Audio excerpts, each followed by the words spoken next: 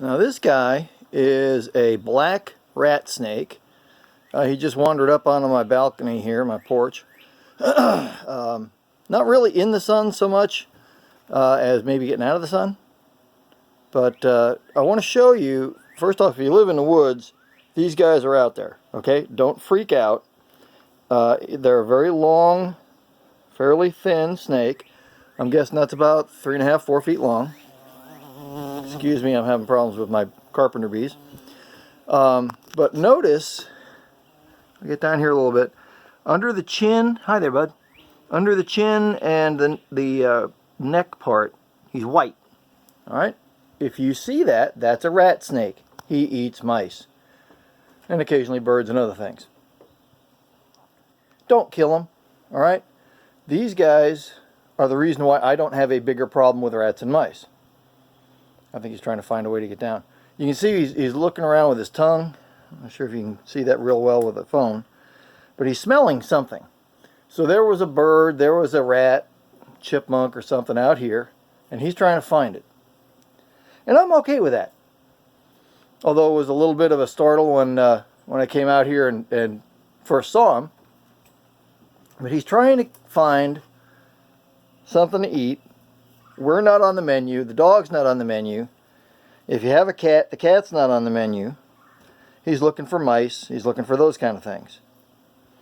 Alright? So, what do you do when you see a snake like this?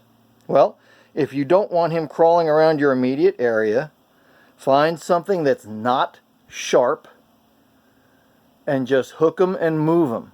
Okay? Oh, he's trying to get up there. There must be something up there that he's looking for. Okay. So anyway, understand that if you live in the country, there are animals out here. Snakes are one kind of animal that you are going to encounter. Leave them alone. All right? If you don't want them on your balcony, on your banister, you know, grab a board or something that's hanging around and gently ease him off of it. Now, a lot of people ask about poisonous snakes and things like that. Venomous, really more technically than poisonous. Easy, dude. I'm not going to bother you. Alright, notice that his head is almost the same size as his body. Just slightly bigger. Okay, there's almost no neck there at all. In America, in the United States, our problem is pit vipers. Rattlesnakes, copperheads, those kind of guys. And they have a very, very triangular head. Very pronounced. A very obvious neck behind the head. Okay? So, other than the coral snake, we don't have a snake like this that would be venomous in America. Alright? He's looking for something. I'm just going to let him do his thing because no reason to get in his way. But anyway, so if the head is about the same size as the rest of the body, and you can see there's a little bit of a neck there, but it's not terribly large, and he's starting to get a little bit more agitated that I'm around him now, so he's puffing out a little bit. That happens. Don't worry about that. Just back off, let him be. Alright? So anyway, the head about the same size as the rest of the body. In the United States, that generally means he's not venomous, so he's not going to poison you or any of that kind of silliness. He's a constrictor, and he's looking for rats. Let him look for rats. You don't want them in your house. You don't want them in your neighborhood. And they'll get into the feed for the animals. If they get in your house, they get in all kinds of trouble. So let the animals around you do their job. My biggest problem with a snake is not so much the snakes themselves, is that the snakes wander in where the dogs are, and the dogs start making trouble. And I don't want the snakes and the dogs to be adding to each other's problems. So anyway, just a quick video about your neighbors in the woods. Learn to live with them. All right? Now, I got to tell you that I'm not a big fan of venomous snakes, and that if this guy was a copperhead, he'd probably be dead already. All right? But get you a book on snakes, other animals in the woods, and get comfortable identifying what's in your neighborhood. All right?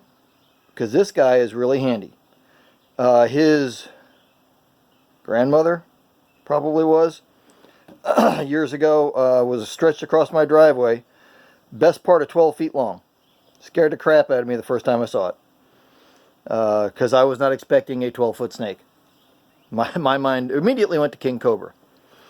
But I went out there and made sure he had that little white part underneath the chin, and that means that he's okay. Now, does that mean that a non-poisonous, non-venomous snake will not bite you if you screw with it? Absolutely not. He'll bite you just as much as any other snake will, because he's trying to protect himself. He doesn't want to be messed with. There's no reason for you to do that. All right? And while it's not venomous, any bite from any animal could get infected. So don't buy yourself trouble you don't need. Just leave them alone. Let them do their thing. If they're too close to you, get a stick, gently move him. You can pick him up there in the middle with a stick and move him. Don't grab snakes with your hands.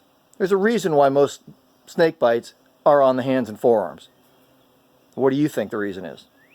Because people are screwing with them and they shouldn't be. All right? So, it's Cold Warrior 78 saying, remember, you're going to share your space if you live out in the woods, because that's where he lives. That's also where I live. All right? It's Cold Warrior 78 saying, get back out in the woods.